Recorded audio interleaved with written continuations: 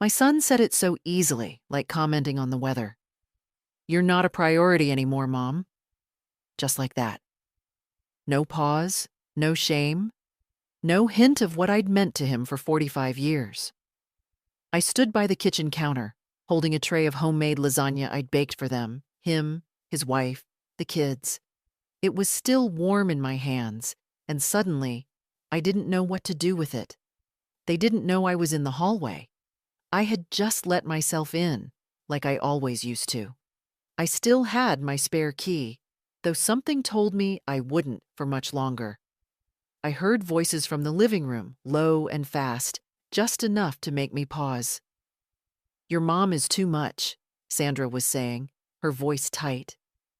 "Dropping by unannounced, bringing food we didn't ask for. It's like she wants to move in." "I know," Jeff replied, "but I've told her. She's not a priority anymore. We've got our own life. She needs to back off." Not a priority. I stood there for a few seconds, unsure if my knees would hold. Not busy, not overwhelmed. Just not a priority. I quietly opened the front door and stepped back outside, making sure it clicked softly behind me. The lasagna I left on the front steps. The drive home was silent. No music, no radio. Just the sound of my own breathing and the occasional creak of the old Volvo. The same car Jeff had begged me to buy him 12 years ago for college. I'd bought it, of course. That and everything else. Back in my kitchen, I made myself a cup of tea. The kettle whistled like it always had. Nothing had changed, and yet everything had. I sat at the little round table with the chipped edge and stared at the wall. There were pictures on it. Jeff at age 4, grinning without front teeth. Jeff at his high school graduation with me beside him, my hand tight on his shoulder. Our family vacation to Cape Cod in 1996. All of it. Mine. My moments, my sacrifices, my pride. I raised him alone. His father left when Jeff was 10. I never blamed the boy. I worked 2 jobs, sometimes 3. I saved for his education. I helped with his first mortgage. I looked after his kids when Sandra went back to work. I never asked for anything in return. Not a thank you, not a card, not even a proper seat at Christmas dinner. But I never expected that I'd become invisible. I didn't cry that night. Not yet. Instead, I opened the drawer where I kept my financial files. I hadn't looked in there for months, maybe years. Old check stubs, bank statements, a folder labeled Jeffrey. I had written his name in careful cursive. There were receipts, private school fees, camp payments, orthodontist bills, the down payment for their current house. Over $180,000 in total, I realized, flipping through. I never saw it that way before. I didn't give him money. I gave him peace of mind, freedom, opportunity. And now I wasn't even a priority. I didn't sleep that night. I moved from the chair to the window and back again. I thought about all the times I swallowed small humiliations for the sake of family harmony. About how Sandra never looked me in the eye. How the kids didn't know my birthday unless it popped up on Facebook. How Jeff hadn't hugged me properly in years. I thought about the will, too. My house was modest but paid off. I had some investments left from my years at the clinic and my husband's pension. Nothing extravagant, but enough to make a difference. Especially to people like Jeff, who always had a need. But now, I wasn't a priority. So maybe it was time I made some changes. Quiet ones, like I'd always made. But this time, not for them. For me. I woke early the next morning without needing an alarm. My body was restless, as if it hadn't forgotten what happened the night before. The words echoed again before my feet even touched the floor. "You're not a priority anymore." I sat on the edge of the bed for a long time, watching the light stretch across the carpet, the kind of pale morning sun that used to feel peaceful. Today, it only showed me dust in the corners and how thin my patience had become. I made coffee. Not the fancy kind Jeff and Sandra drink, but the instant one I've always kept in the tin. A teaspoon, boiled water, a splash of milk. The mug warmed my hands, but not much else. When the cup was empty, I walked to the secretary desk in the living room, the one that used to belong to my mother. I opened the main compartment and pulled out the brown envelope where I kept what I called my emergency list. It wasn't really for emergencies. It was a habit I picked up after Jeff left for college, just a way to keep track of where the money went. I laid the documents out on the table, one by one. $3,200.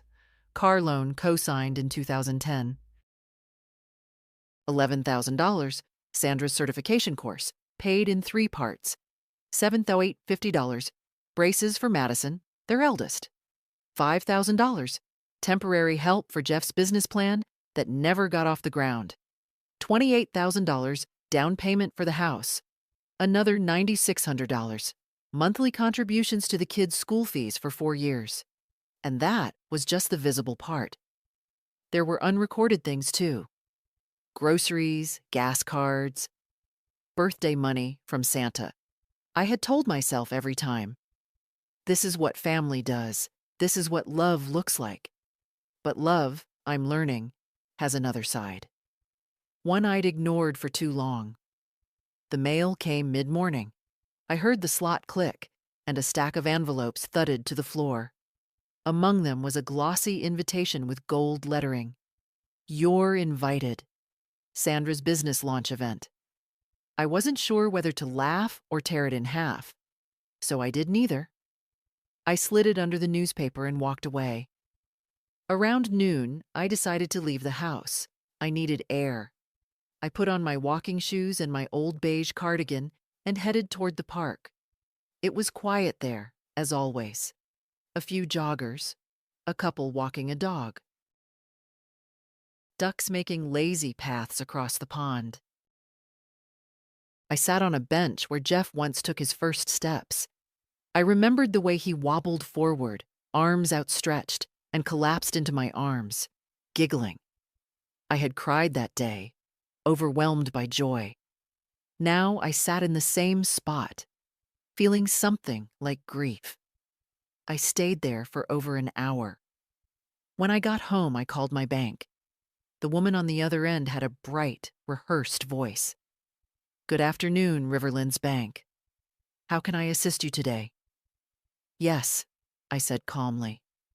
My name is Lynette Baxter. I'd like to speak with someone about pausing my automatic transfers and reviewing the power of attorney on my accounts. There was a pause. Certainly, Ms. Baxter. One moment, please. A minute later, a man named Gerald came on the line. He asked for some details, then politely confirmed, yes, I had several monthly transfers going to my son's household. Utilities, tuition contributions, one insurance policy. He read them off like items on a grocery list. I'd like them all suspended, I said. Immediately. Suspended, he repeated. All of them? Yes, every single one. He hesitated. Do you need time to reconsider? We can schedule. No, I interrupted gently. I've considered it for years. I'm only acting on it now. Understood, he said. We'll initiate the pause today, pending your signature at the branch. Thank you, Gerald. He was quiet for a moment, then added, Ms. Baxter, is everything okay? I smiled a little. Yes, I think for the first time in a long while, it is. When I hung up, the house felt different. Not empty, not yet peaceful. But something had shifted. I made myself lunch, a simple sandwich and an apple, and ate it at the table where I had once hosted Christmas dinners for 12. I remembered the laughter, the paper crowns, Jeff carving the turkey like he was the man of the house. I let the memories rise, and then I let them go. That evening, I took out the file labeled Will and Estate. I placed it on the desk, opened it, and picked up a pen. Tomorrow, I'd call my lawyer. The lawyer's office hadn't changed in years. Same wood-paneled walls, same framed certificates, same ticking clock above the door that made every silence feel longer. Gerald Monroe had handled my affairs since before Jeff got married. He was a steady man, the kind who didn't smile unless he meant it, and didn't ask more questions than needed. "I'd like to update my will," I said, placing the folder on his desk. He opened it slowly, nodding. "Anything specific you'd like to change?" "Yes. I want to remove my son as primary beneficiary, and I want to create a trust for my granddaughter, Lucy." He paused mid-note, then looked up. "Is this recent?"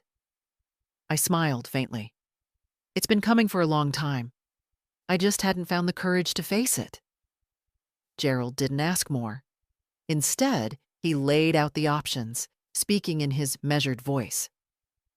We discussed revocable versus irrevocable trusts, lifetime clauses, contingency details.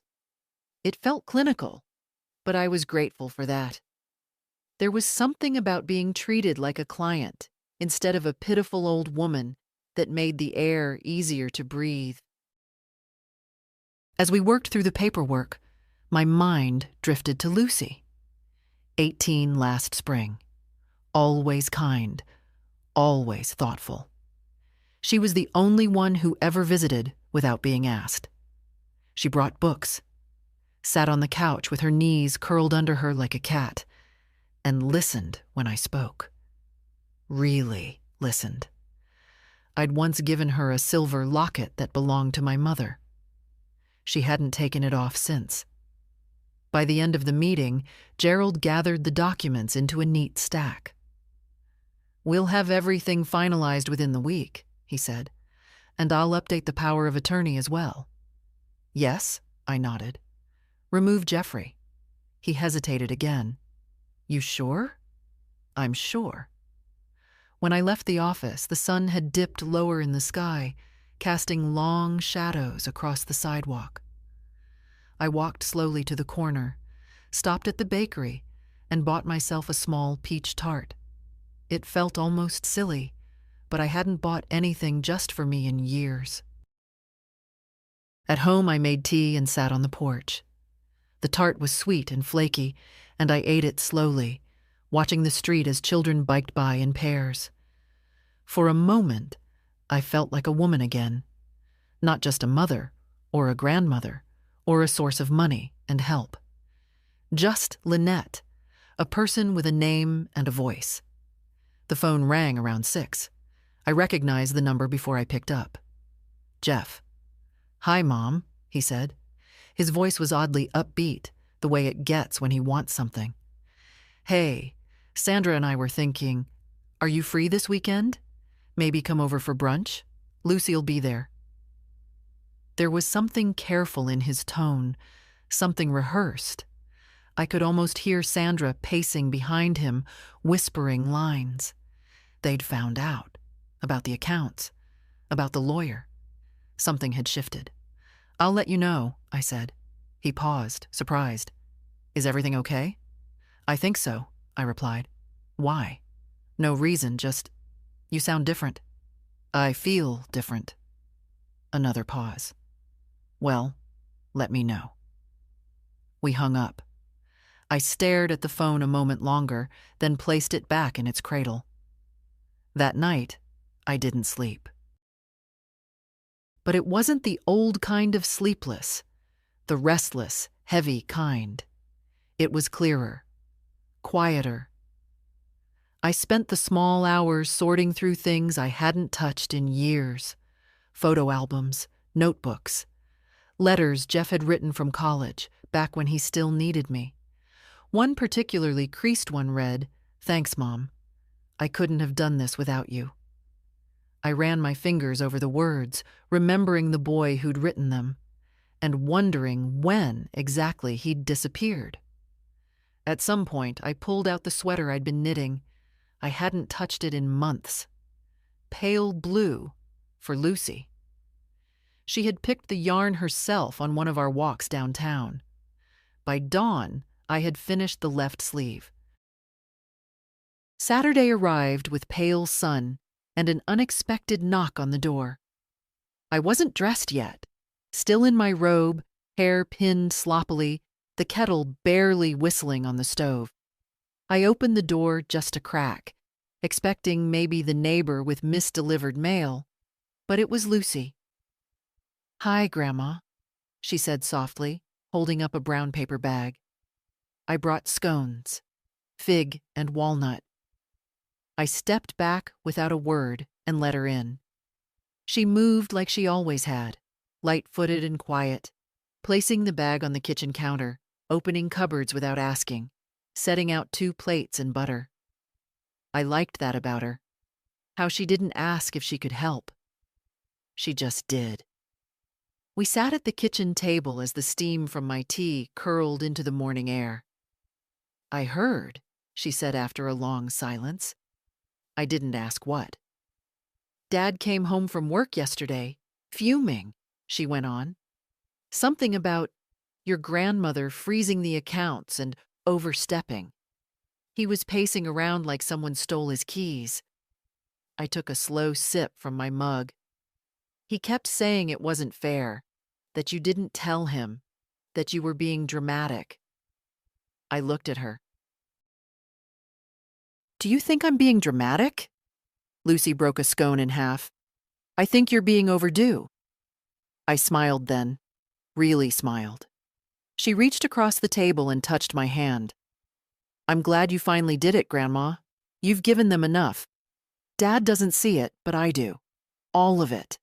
The rides, the tuition, the grocery bags, the way you were always on call for their life."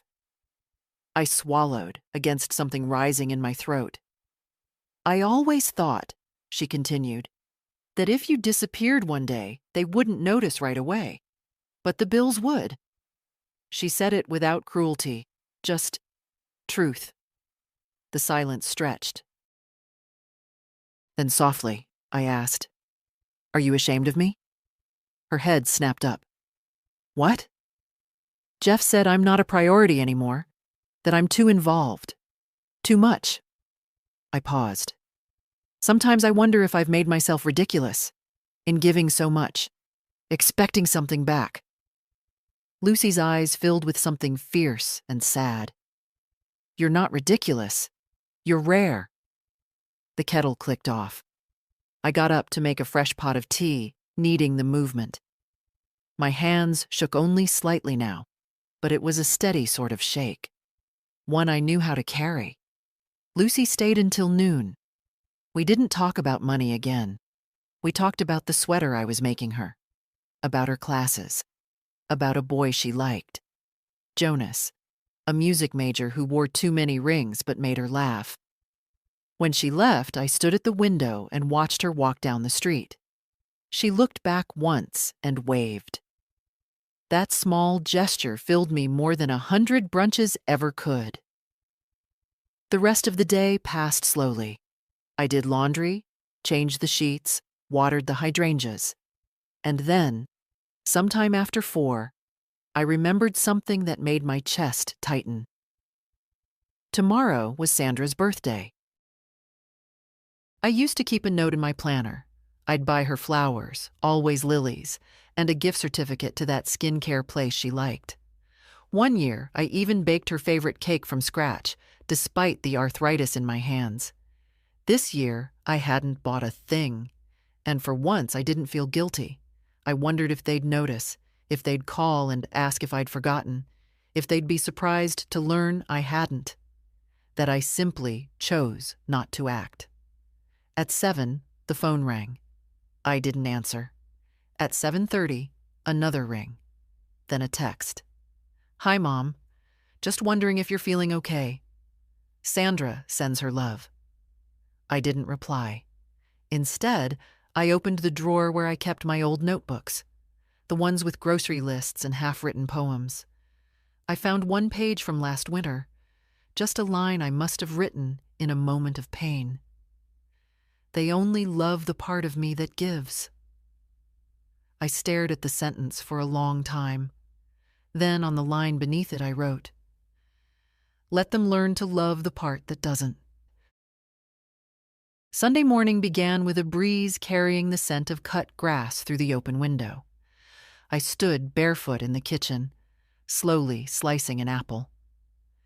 The house was quiet. So quiet it felt like it was listening to me breathe. That silence had once frightened me. Now it felt like a clean page. By noon, I'd received 3 more texts from Jeff. "Mom, did you get my message? Sandra's wondering if you're okay. Call when you have a moment, please."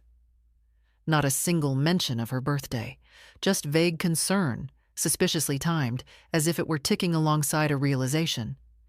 At 2:15, the doorbell rang. I wasn't expecting anyone.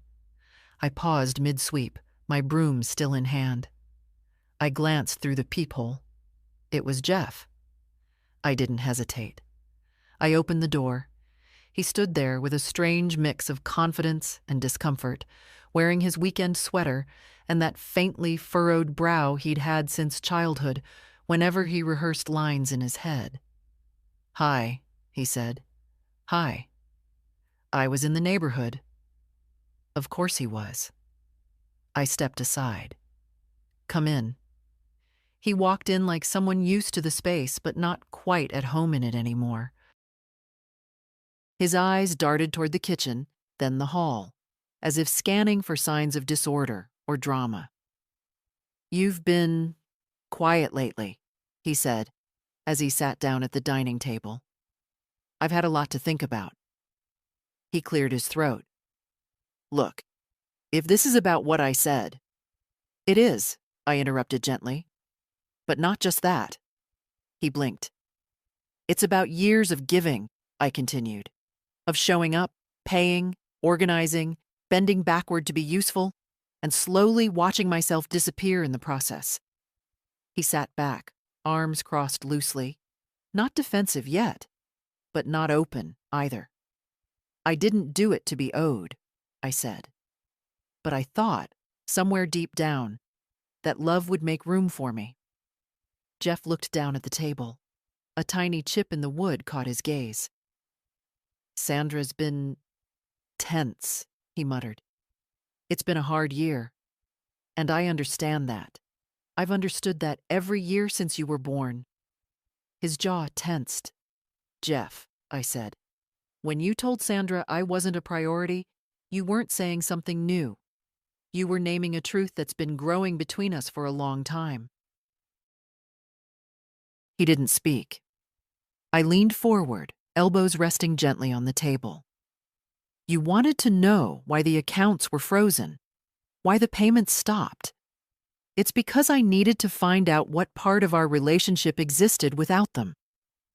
He looked up then. His eyes were uncertain. "And?" he asked quietly. I smiled, not bitterly, but not with warmth either. "We're about to find out." We sat in silence. The kind of silence that isn't awkward, just full. Heavy with things we hadn't said in years.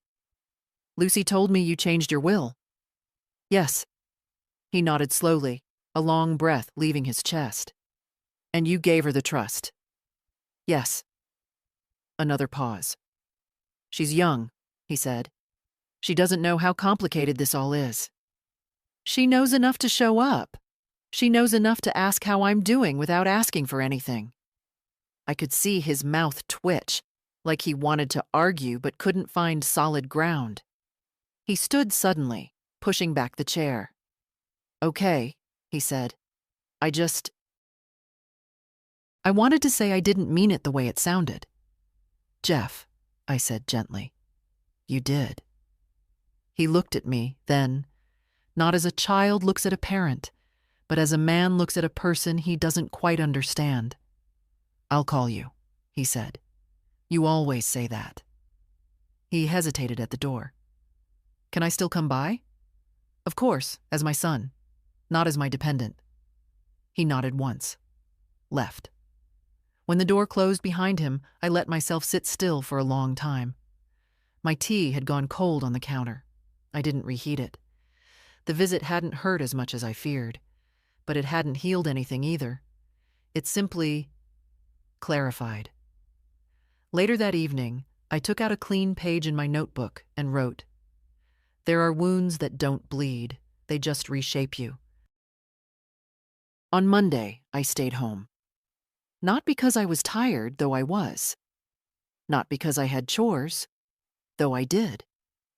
I stayed home because I wanted to know what quiet felt like when it wasn't forced. It rained that morning, a steady, cleansing kind of rain. The kind that makes you want to light a candle for no reason. I did just that. Cinnamon-scented, from a drawer I rarely opened. I brewed tea, not from habit, but from choice, and sat by the window with my knitting in my lap. The sweater for Lucy was nearly done, just the hem and buttons left. By noon, I checked the mailbox. It was habit, mostly. Bills, junk mail, a flyer about roof repair. Then a pale blue envelope without a return address. Inside, a folded card, plain on the outside. Inside, Sandra's handwriting. Lynette. I'd appreciate a conversation when you're ready, about recent decisions. I believe misunderstandings have caused some damage. I hope we can repair things. Sandra. I read it twice, then slid it back into the envelope and placed it under the stack of coupons I'd never use. There was no, "I'm sorry," no, "we've hurt you," just misunderstandings, as if I'd misplaced a receipt, not been sidelined in my own life. By mid-afternoon, the phone rang. Not Jeff, not Sandra, Lucy. "Hi, Grandma," she said. Her voice was softer than usual, cautious. "Dad came home really quiet yesterday. Did he tell you he visited?" "Yes. He looked like he'd been through something." I smiled faintly. "He has." She was quiet for a moment. "He said you were different." "I am." "Different how?" I stopped believing that loving someone means losing yourself. Lucy was quiet again, then slowly. "I'm glad you didn't lose yourself for me." I let that sit between us for a long breath. After we hung up, I returned to the living room. It was getting darker, the clouds thick and silver. I lit another candle, opened the windows just a crack, and let the breeze carry in the scent of wet pavement and pine. I thought about Sandra's note, about Jeff's silence, about how some people apologize with words and others just leave the door cracked open and wait. But I wasn't waiting anymore. Instead, I found the manila envelope from Gerald Monroe, my lawyer. The trust documents were there, notarized, final. I held them for a moment, not like a weapon, but like a shield. I had something of my own now, not just money, but boundaries, direction, a new chapter that didn't start with someone else's needs. That night, I pulled out an old shoebox from the top of the closet. It held all the letters I'd written and never sent. Mostly to Jeff, a few to myself, one addressed to who I was before everything. I read one from 2012. Jeff had just taken out a second mortgage. I had covered it. The letter was short. "I hope this helps. I know you're trying. I just want you to know that I see you. I still remember when you couldn't tie your shoes. I'm proud of you. Always. Mom." I folded it again, pressed the edges tight. I wasn't sorry for giving, but I was done believing that giving should be endless. That evening, I wrote a new letter. To the woman who made it through. You were never just a mother. You were a builder, a healer, a compass. They forgot, but you didn't. And now you remember. Let that be enough. I placed it in the box. on top of all the others. Then I turned off the lights, sat by the open window, and listened to the rain. Tuesday morning brought a strange quiet. Not silence. There were birds outside, the low hum of a lawnmower on the next street, the usual tick of the hallway clock, but a different kind of stillness inside me.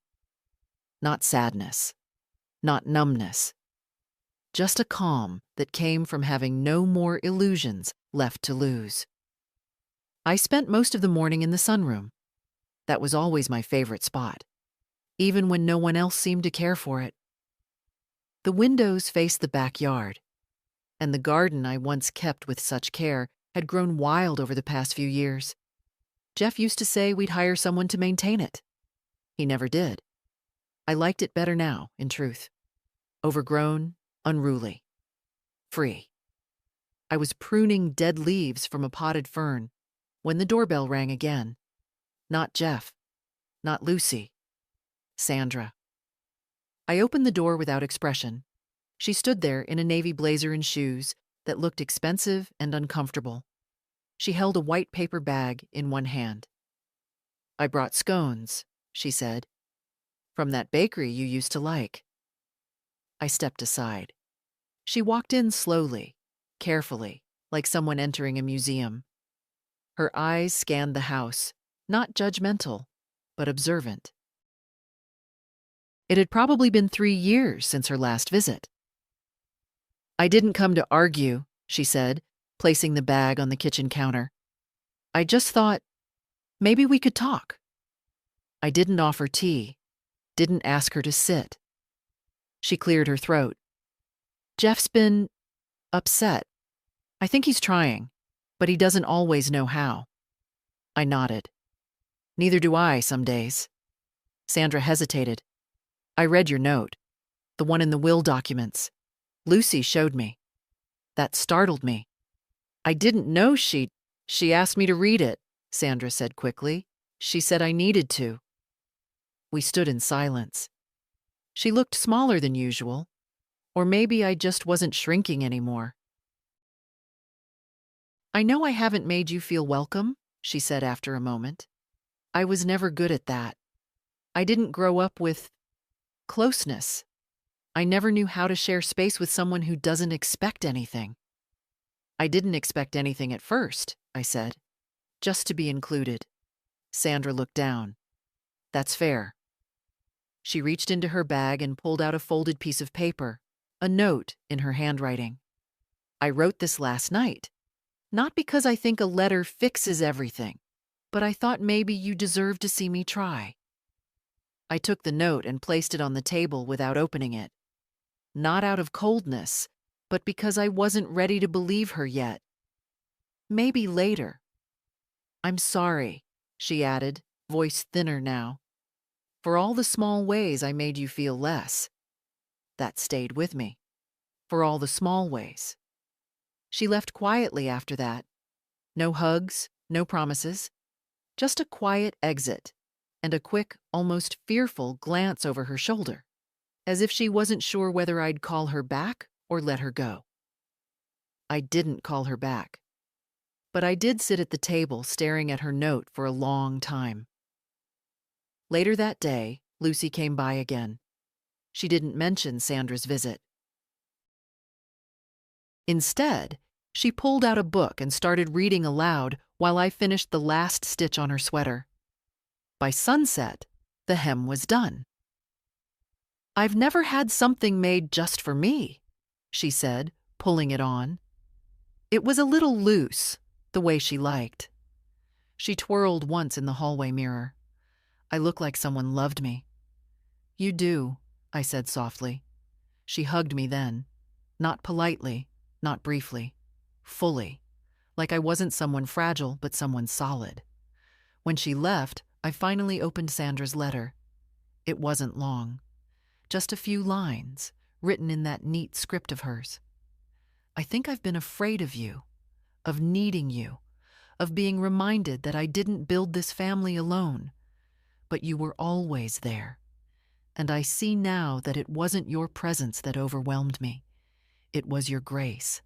and how little I offered in return. Wednesday was the day I usually drove to the grocery store on Maple and Fifth, a small place where the staff still remembered my name and packed bags with care. But this time, I stood in the aisle by the cereal longer than usual, staring at a box of granola Jeff used to like. I used to buy 2 at a time, one for me, one for their pantry. I put it back on the shelf. When I came home, I found an envelope tucked into my screen door. My name, in Jeff's handwriting. No stamp, no address.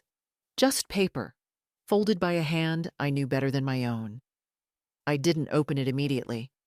I left it on the hall table, beside the lamp he broke when he was 9, and glued back together with glittery school glue. Instead, I made soup. Potato leek. It was the one Lucy always asked for in winter, though it was mid-spring now. I diced slowly, methodically.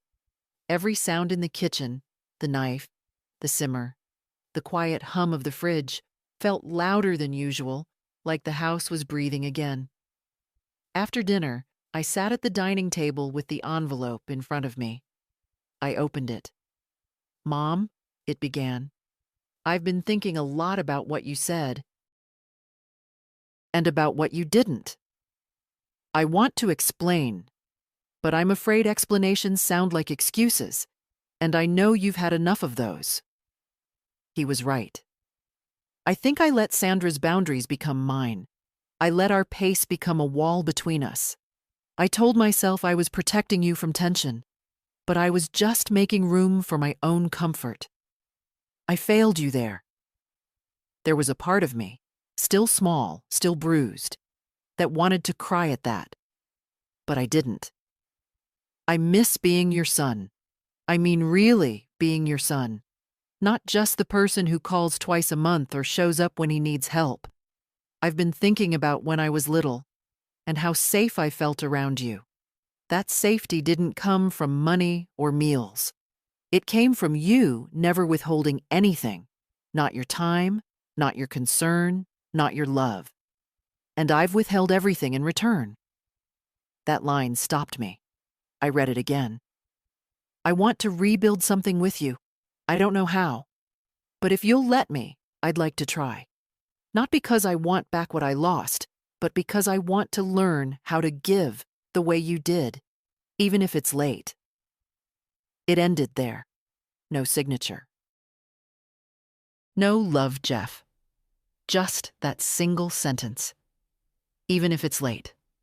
I folded the letter carefully and placed it in the shoebox with the others. Not to bury it, but to hold it close. It didn't undo the past, but it meant the silence might finally be cracking. That night, I dreamed of the backyard as it once was. Jeff at 7, chasing fireflies. Lucy, smaller, in a dress with pockets, clapping when one landed on her palm. I stood at the porch, watching. There was no fence, just grass and light, and a breeze that didn't sting. When I woke, the air was still warm, and I wasn't afraid of hoping. Thursday afternoon brought an unexpected visitor. I was folding laundry in the den when I heard the knock, 2 sharp taps, then one softer, like someone unsure if they should be there. I opened the door, expecting Lucy, or maybe even Jeff again. But it was my neighbor, Miriam. She and I had shared a fence for over 30 years, traded tomatoes and gossip in equal measure, but we'd drifted in recent years. I don't think we'd had a real conversation since her husband passed. "I saw someone slip a letter in your door yesterday," she said, stepping inside without waiting. "Didn't look like junk mail." "It wasn't," I replied, motioning toward the kitchen. She sat at the table like she'd never stopped doing it, resting her elbows on the worn wood. Her eyes were still sharp, though her hair had gone whiter than mine. "So?" she asked. I poured her tea. "So what? Did he apologize?" I raised an eyebrow. "You knew?" Miriam snorted. "Lynette, we've both lived too long not to notice the ways our children stop looking at us. They stop needing us, yes, but worse, they stop respecting us. That's harder to bear. I sat across from her, suddenly 12 years old again, being lectured by someone who knew better. I never told you, she continued, but my son once asked me to sell my house and move into an age-appropriate facility. Said it would be easier for everyone. You know what I said? I shook my head. I wiped your behind for 3 years. You can let me die in my own house. She smiled, unbothered. He didn't bring it up again. I laughed, the first full laugh in days. It felt strange on my face. She leaned forward, her voice softer now. You did the right thing. Whatever it was. You did it. I saw it in your eyes. You're not shrinking anymore. I felt something settle inside me then.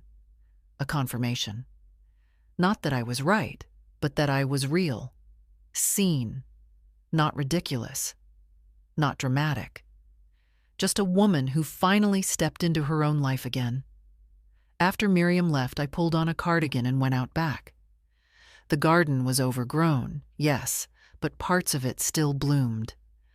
I knelt slowly, my knees protesting, and cleared a patch of wild grass around the lilies. They were stubborn, those flowers.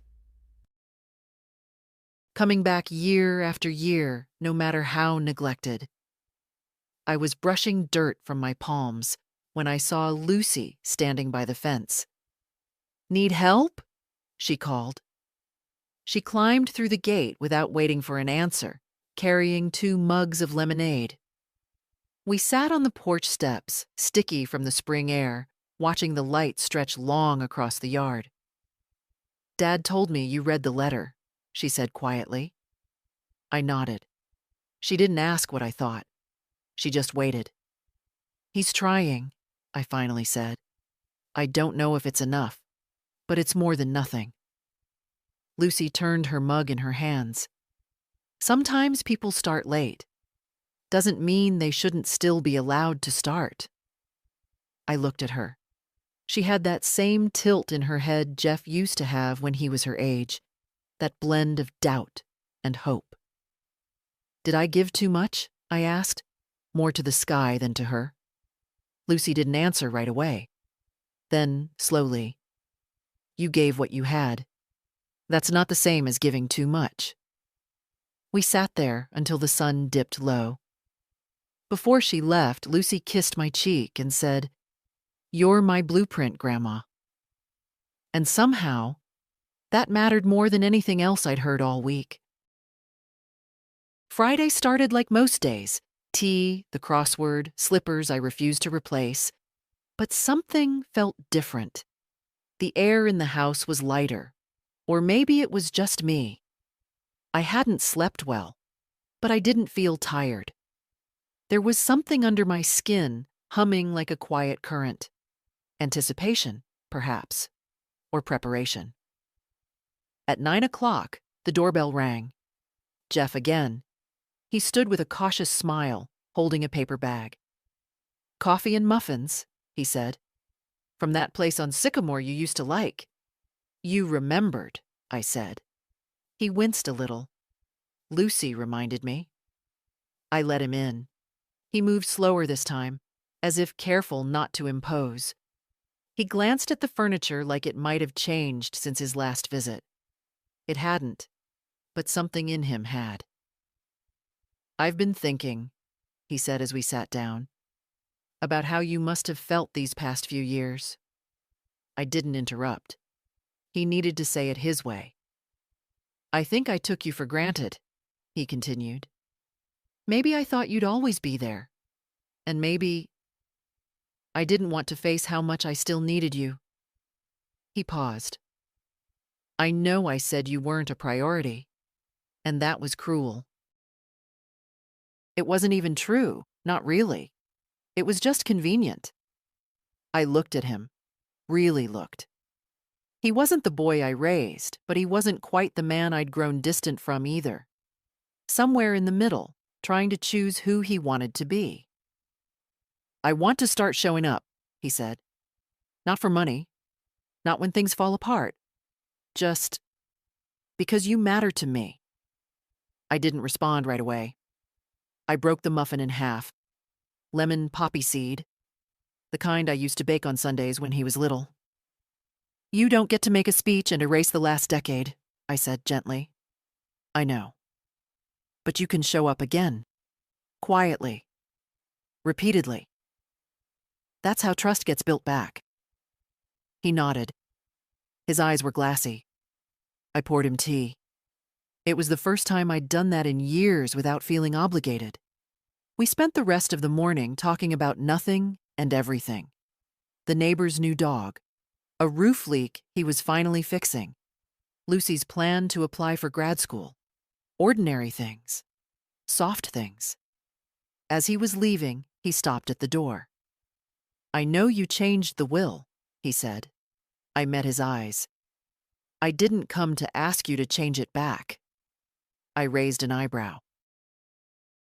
I came to ask if someday, when you're ready, we could talk about what it means to earn a place in it. That stunned me more than any apology could. Later, I sat at my desk and opened the drawer that held the updated documents. I didn't touch them. Just looked at the folder, then closed it again. That evening, I made dinner for one. But I set 2 places. Not because I expected anyone, but because I was no longer shrinking to fit an empty chair. Saturday came with sunshine and birdsong, the kind of morning that used to slip past unnoticed. I sat on the back porch with my coffee, wrapped in the blue shawl I hadn't worn since Harold's funeral. I'd kept it buried in the bottom drawer for years, as if softness were something I wasn't allowed anymore. But today, I wanted it. I wanted to feel the weight of something that had once held me during sorrow, and now, quietly, was holding me through something else. Around 10, Lucy arrived. She carried a small cardboard box. "Photos?" she said, grinning. "We're doing a slideshow for my final project, and I figured you might have the best ones." I let her in, and we sat cross-legged on the living room floor like she was 6 again. She opened the box and began sorting. Me holding baby Jeff. Jeff in a Halloween costume too big for him. Harold in his paint-stained jeans by the old shed. "Grandma," she said, holding up one photo. "Who's this with you?" It was me. Hair longer, smile tired but soft. Standing beside a younger woman in a nurse's uniform. "That's my friend Alma," I said. "We trained together. She moved away years ago." "Arizona, I think. You looked happy." I was tired, but yes, happy. Lucy stared at the picture. "You were a whole person before Dad and I, huh?" That made me laugh. "Yes, I was." She paused. "I forget that sometimes." "Most people do. That's why you have to remind them. Gently. Firmly." She nodded. We spent 2 hours flipping through memories. When she left, she hugged me the same way she had before. Tight and certain. Later that day, I went to the closet and pulled out the box labeled Old Correspondence. I hadn't opened it in years. Inside were letters from Harold, postcards from Alma, thank you notes from patients I'd helped as a nurse. I read one from a woman named Patricia, dated 1989. "You sat with my mother when no one else would. You gave her peace. I'll never forget it." I pressed the card to my chest. I had forgotten that version of me, the one who wasn't a mother or a bank, just a steady hand in someone else's storm. That night, after dinner, I received a text from Jeff. "Would you be okay if I came by tomorrow morning to help in the garden?" I stared at the screen. Not, "Can you help me?" Not, "I need something." Just, "Can I help you?" It was simple, small, but it mattered. I replied, "Bring gloves. The lilies are stubborn this year." I turned off the lights early and sat by the window. Outside, a soft wind stirred the branches, and somewhere, an owl called once, then fell silent. I thought about what it meant to be needed, and what it meant to be chosen instead. Sunday morning arrived crisp and bright, the kind of light that makes even dust look gentle. I was already outside when Jeff pulled up, knees in the dirt, wide-brimmed hat shading my face, garden gloves caked from the early digging. He stepped out of the car with a pair of his own gloves, and for once, he didn't look like a man about to do something uncomfortable. He looked like a son. "I brought mulch," he said, lifting 2 bags from the trunk. "Figured it was overdue." I didn't comment on the gesture. I just nodded and pointed to the patch near the fence. We worked side by side for nearly an hour. No music, no small talk, just the occasional instruction, "That one's not a weed," or "Be careful by the roots." I was surprised by how quickly we fell into rhythm. His hands, though less practiced, moved with effort. He didn't ask to be praised. He didn't check his phone. When we paused for water, I handed him a glass and sat down on the porch step. "Remember when you planted a row of carrots and forgot to label them?" I asked. He smiled. "I thought they were weeds and yanked them out." "You cried for an hour." He laughed, wiping sweat from his brow. "You let me believe for weeks that they just hadn't sprouted yet. I didn't want you to feel like you'd failed." He sat beside me then, a little closer than before. "You always covered for me," he said quietly. "Even when you shouldn't have." I didn't respond. Not with words. After a long moment, he said, "I don't want that anymore. I want to see things as they are, even when it's uncomfortable." That mattered more than any apology. Later, while he pulled weeds, I trimmed back the climbing ivy. The sun had risen higher and the air was warmer now, but not heavy. I moved slower than I used to, but I didn't feel old. I felt steady. When we finished, he stood and looked at the yard. "It's coming back," he said. "It was always here," I replied. "Just needed space to breathe." He nodded, then asked, "Can we do this again next week?" I looked at him. "Do you want to?" "Yes," he said. "I do." That afternoon, after he left, I showered and changed into a dress I hadn't worn in years. Pale green, soft cotton. I let my hair dry in the sun and sat by the open window with a fresh notebook.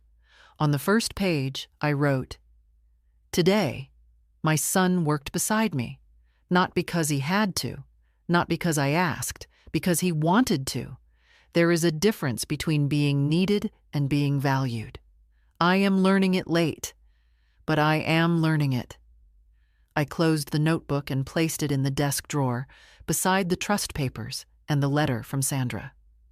That evening, Lucy called. "I saw Dad's shoes in the garage. Muddy," she said, teasing. "He helped in the garden," I told her. She was quiet for a beat. "Good. I think he needed that." So did I. We talked for a while, nothing deep, nothing dramatic, just enough. Before we hung up, she said, "Grandma?" "Yes?" "I think you're becoming someone new." "No," I said. "I think I'm becoming someone I used to be, before I forgot myself." Outside, the light faded. The lilies by the fence caught the last of it, bent but blooming. Monday came with quiet purpose. I spent the morning in the attic, something I hadn't done in years. The ladder creaked under me. Dust floated thick in the sunbeams, and boxes lined the walls like old friends I'd once known and stopped calling. I wasn't sure what I was looking for. Maybe nothing. Maybe just proof that my life had roots. I found a box labeled Jeff School. Inside, spelling bee certificates, a pinewood derby car, drawings of lopsided houses labeled home. I sat cross-legged on the floor, holding one crayon portrait. 3 figures, hand in hand. One was clearly me, short hair, triangle dress. One was Jeff. The third was Harold. Jeff had drawn him in, even though by then Harold was already gone. Children draw what they wish for. Under the papers, I found a birthday card I didn't remember receiving. It was signed, "Thanks for everything, Mom." I know I don't say it enough. No year, no envelope. Just that. I held it carefully. It wasn't everything, but it was something. Downstairs, the phone rang. I let the machine catch it. Miriam's voice filled the room. "Lynette, I'm heading to the community center later. There's a legal aid talk. You mentioned reviewing your documents. Let me know if you want to come." I didn't need advice, but I appreciated the offer. People were beginning to see me again, not as fragile, not as a shadow in her own house, as a person. That afternoon, I opened the trust folder. Everything was in order. Lucy's name was clear, firm. There were clauses for healthcare, contingencies, timelines. I had done it carefully, but now I wanted to do one more thing. I called Gerald, my lawyer. "I'd like to add a clause," I told him. "An addendum." He asked what kind. "A letter," I said. "Not legal, just personal. I want it attached to the documents. Something Lucy will read one day, not now. Later, when it matters." He didn't ask questions. He just said, "Bring it in when you're ready." So I wrote, "To Lucy, you have my name, my voice, my quiet. You have my strength, though you may not always feel it. I want you to know that none of this home, this choice, this legacy, is meant to burden you. It's meant to remind you that you were always the one who saw me whole. When others took pieces, you stayed soft." And from that softness, I found something stronger than I knew I had. Keep choosing love that costs nothing, and set boundaries where love expects payment. And never, ever forget that you were my turning point. Not because I gave to you, but because you gave back. I signed it with my full name. Not Grandma, not Mom, just me. That night, I sat by the window again. No candle this time. No pen. Just the sound of wind in the trees and a feeling I hadn't had in years, like I was ready. Not to let go, but to move forward. Outside, the garden was growing wild and green, just the way I liked it. A little tangled, a little stubborn, but alive.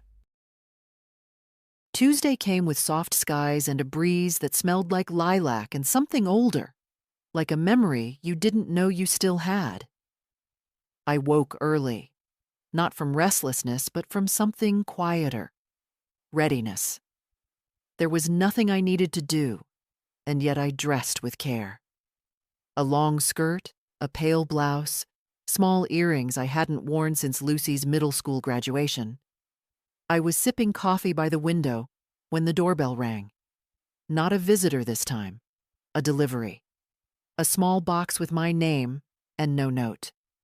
I brought it inside, set it on the table, opened it slowly. Inside was a photo framed. Jeff, maybe 10 years old, sitting on my lap, both of us mid-laugh. A real laugh, not posed. I didn't remember the photo being taken, but I remembered the moment. The way he leaned into me, like he still believed I could fix everything. There was something else beneath the frame, a folded piece of paper. I unfolded it. Found this in a drawer I hadn't touched in years. I wanted you to have it. Not because it makes up for anything, just because it's real. And I think we both need real. No signature, just that. I sat for a long time with that photo in my lap. My fingers curled around the frame like it might shatter. I didn't cry, but my breath caught once, and I let it. Later that day, I decided to make dinner. Not because someone was coming, not to prove anything, just for the joy of it. I roasted chicken, made biscuits from scratch, even pulled the preserves from the back shelf that I'd been saving for years. The house smelled like something warm was healing. At 5, the phone rang. "Hey," Jeff said. "Lucy and I were wondering, would it be all right if we stopped by? Just for a bit. We won't stay long." I looked at the 2 place settings on the table, then at the pot on the stove. "You'll stay for dinner," I said. "I've made too much." There was a pause.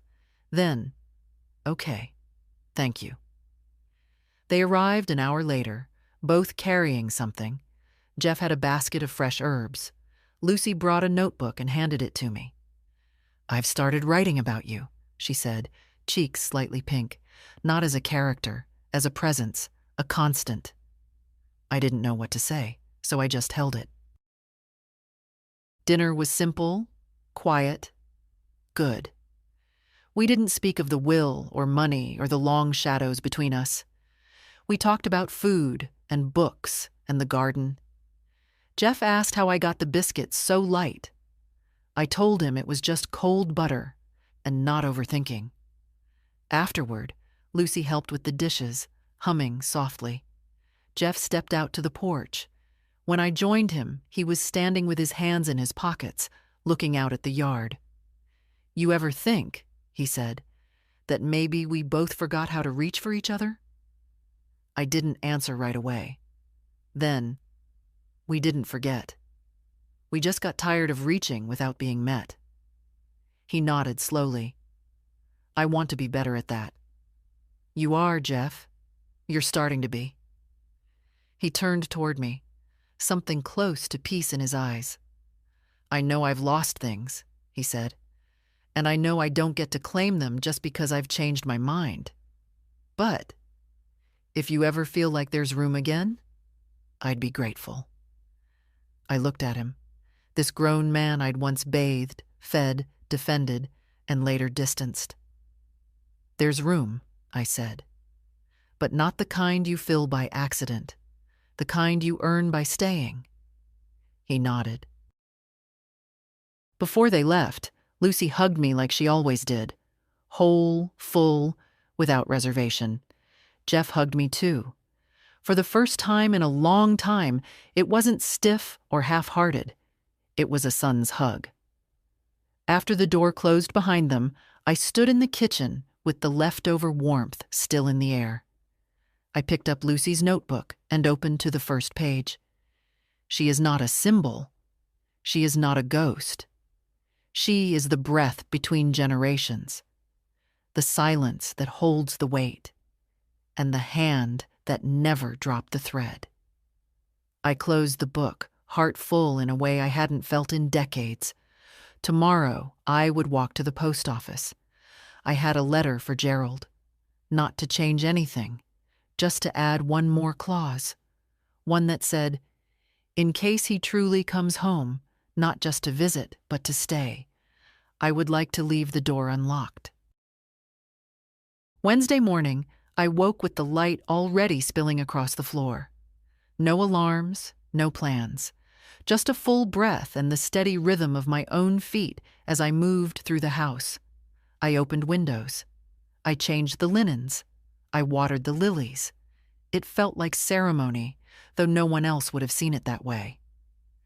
By mid-morning, I walked to the post office with the letter for Gerald. A final adjustment to the documents, not to change the will, but to expand it, to acknowledge something living.